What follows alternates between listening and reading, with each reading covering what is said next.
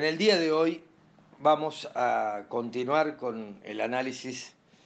de la dificilísima circunstancia que atraviesa el hermano pueblo de Venezuela, que vive una crisis muy profunda y prolongada de carácter político, económico, social y humanitario. En los últimos días se habían definido las características de extrema gravedad por la que atravesaba la crisis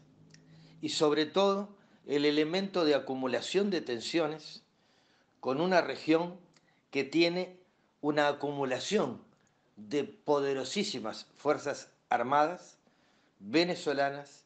colombianas, brasileñas y con una fuerza integrada por Estados Unidos en el Amazonas que hacen de esta crisis un potencial escenario de un estallido de carácter violento, militar, regional, que pueda llegar a tener un costo inimaginable de vidas humanas y generar un baño de sangre. A esta situación se le ha agregado en el día de ayer una declaración de Juan Guaidó, el autoproclamado presidente en ejercicio interino o encargado de Venezuela, que ha sido reconocido por varios países, por un número significativo de países, empezando por el gobierno del presidente Trump, que hay que derrocar al chavismo con un mínimo derramamiento de sangre. Estas expresiones de Guaidó reflejan hasta qué grado el peligro es inminente y hasta qué grado la postura de los gobiernos de Uruguay y de México y de Uruguay en las Américas, es la postura que corresponde respaldar para defender, preservar y mantener la paz y evitarle al pueblo venezolano mayores sufrimientos de los que ya está viviendo con la situación de crisis y de represión y de manifestaciones violentas y de muertes y de detenciones y de la existencia de presos en su país. Hay unas declaraciones que hizo en el día de ayer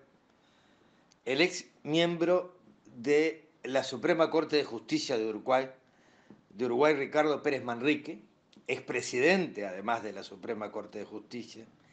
y actual miembro recientemente designado de la Corte Interamericana de Derechos Humanos, que señaló que más allá de qué gobierno reconoce a quién en Venezuela, lo que hay que lograr es una salida dialogando en busca de preservar la paz. Esta posición del prestigiosísimo jurista uruguayo, que reitero ocupa un cargo como juez de la Corte Interamericana de Derechos Humanos pronunciada ayer, más las expresiones del Papa, más las expresiones de uno de los uruguayos más distinguidos en el mundo, como es don Enrique Iglesias, pronunciándose contundentemente a favor del diálogo para la paz y para no seguir agregando elementos de tensión a la situación en Venezuela, fortalecen sin ninguna duda la convocatoria que los gobiernos de México y de Uruguay han hecho para el próximo 7 de febrero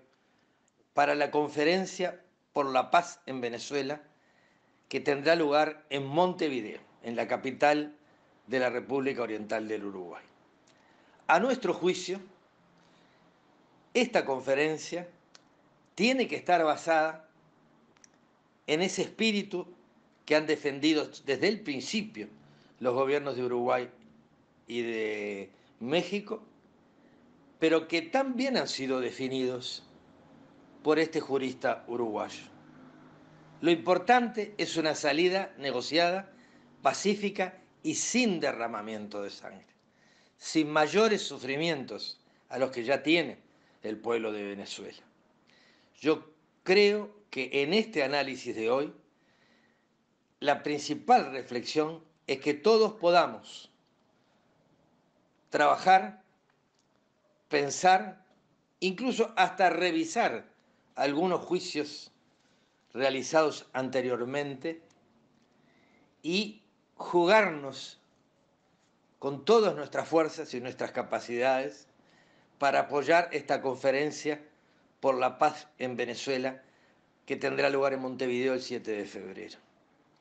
En el plano nacional, en el plano uruguayo, una senadora de la República, de un partido de oposición, candidata a la presidencia de la República, se acaba de pronunciar hace pocas horas a favor de una salida negociada, incluso planteándole al expresidente de la República, a don José Mujica, que fuera uno de los miembros de un equipo que buscara esa salida negociada. Estamos a tiempo de ir trabajando para pensar mucho más a fondo todo lo que está en juego en Venezuela y no quedarnos en algo que a esta altura parece un detalle, de cuántos países reconocen o no al presidente autoproclamado y cuántos países piden por el respeto al derecho internacional. ¿Es el garante de la paz el derecho internacional? Tiene que haber una presencia de organismos internacionales en Montevideo, y seguramente la habrá. Tiene que haber una presencia del Vaticano, porque el Papa se ha definido claramente por el diálogo y por la búsqueda de una salida negociada y en paz, sin derramamiento de sangre. Y nosotros queremos finalizar el comentario de hoy diciendo que tenemos cada vez más esperanza en la cumbre por la paz en Montevideo, convocada por los gobiernos de México y de Uruguay.